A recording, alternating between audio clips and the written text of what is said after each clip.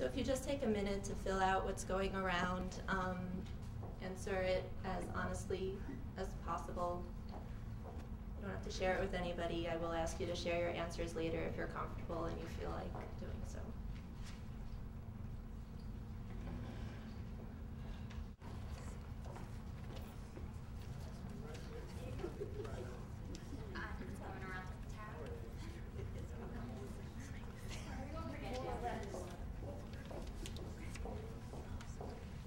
For those of you who don't know me, my name is Amanda Liebenhout. I was first introduced to the Ethical Humanist Society at 4 years old when my parents entered me in the children's program. This ethical society was where they brought me in hopes of providing a moral belief system with which I could grow. Now at 23, I'm beginning my last semester of a graduate program in social work. I have no doubt that the lasting impression of the ethics program contributed to my decision to pursue a career in which I could take action to improve lives of individuals and communities struggling with vast social issues. The society was my human connection to a world beyond myself. I was a nervous and focused student in school and committed to my extracurricular activities. For these reasons, I did not feel like I had much time to be involved in social action. However, this place served as a model community of thinking, conscientious, dedicated, and active world citizens. I still appreciate the discussions about ethical dilemmas that were had in the children's program. You have promised to go to a friend's party, but another friend just invited you to a more exciting party. Which party do you go to? Though I have now realized ethical dilemmas can touch on much more complex issues, such questions helped me realize that ethical humanist experience is about grappling with difficult decisions, figuring out how your own wants and needs relate to the rest of the community, and deciding on the best action. The religion unit in the children's program was one of my favorites. Without judgment or defensiveness, different ways of life and beliefs were explored. Collecting for UNICEF when trick-or-treating, helping roll pennies at the penny harvest, and reenactments of stone soup instilled in me the little actions from everyone can add up to make all the difference in individual lives. Last year around this time, I found myself back at the society after at least 4 years away. I was immediately welcomed back, and I saw the community here from a whole new perspective.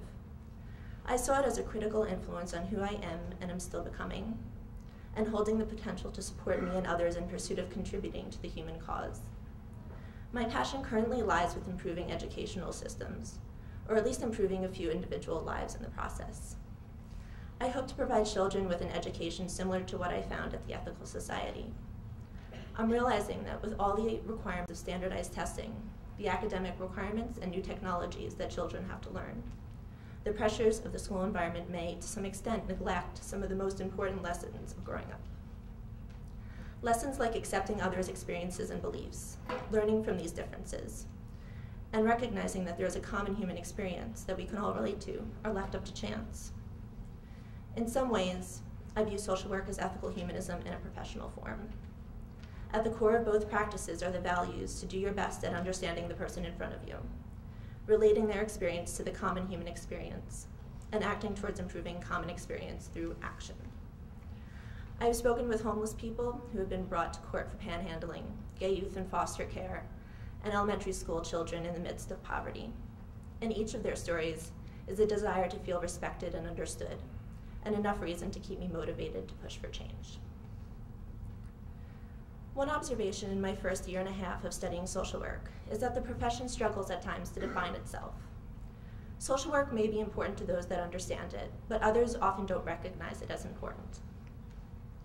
It is often compared to psychology, guidance counseling, and a number of other professions. Sometimes I feel that in discussions about what social work is, the profession social work is trying to distinguish itself from are often overlooked as potential partners towards larger goals. I wonder if social work is trying so hard to maintain its own importance that it puts its identity over its goals. This reminds me of the struggle ethical humanism seems to have to define itself. Personally, it's not important to me whether ethical humanism is called a religion or not, as long as people are acting to improve social conditions. It's not important to me that people know what the pillars of ethical humanism are, as long as they live by values that allow them to approach others with compassion. At the same time, I'm so grateful for this community and the values and beliefs it provided for me. It created a space for me to be my own person with my own identity and still recognize I am just like everyone else. In this way, social work and ethical humanism parallel the human condition, our struggle to preserve ourselves while working with, blending with, and influencing our environments. I believe in the core of ethical humanism and will forever owe a part of myself to its influence. I am thankful for this community and its people so that I can benefit from it, and I look forward to try to get others involved.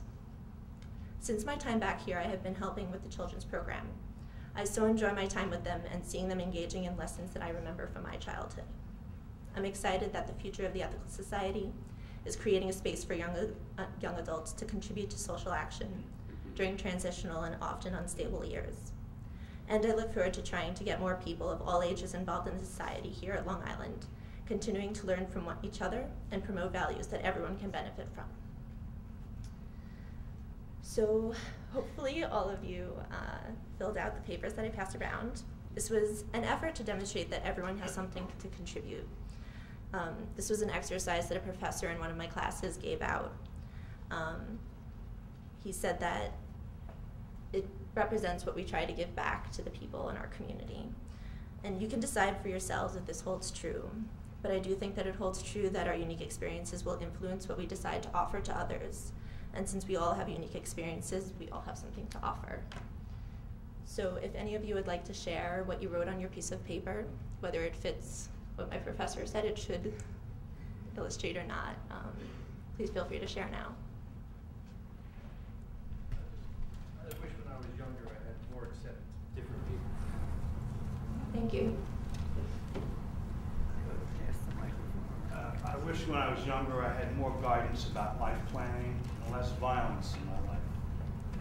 Thank you. I wish I'd had more self-confidence when I was young. Thank you. Anyone else? I wish I had a social worker to talk to. Thank you.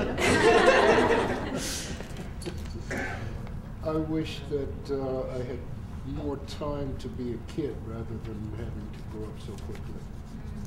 Thank you. I wish I had more siblings. And now I have maybe 30, 40 daughters with ethical friends of children and a whole bunch of grandchildren. And I help daily, they call me, and I help them with something like that. Thank you. I wish I had more education, and I wish I had learned more for marrying and having children. Thank you. So for those of you who hadn't shared, we are going to have a table at the back. You can put it out anonymously later if you feel comfortable. And now Tara's going to share how her experience is contributing to others.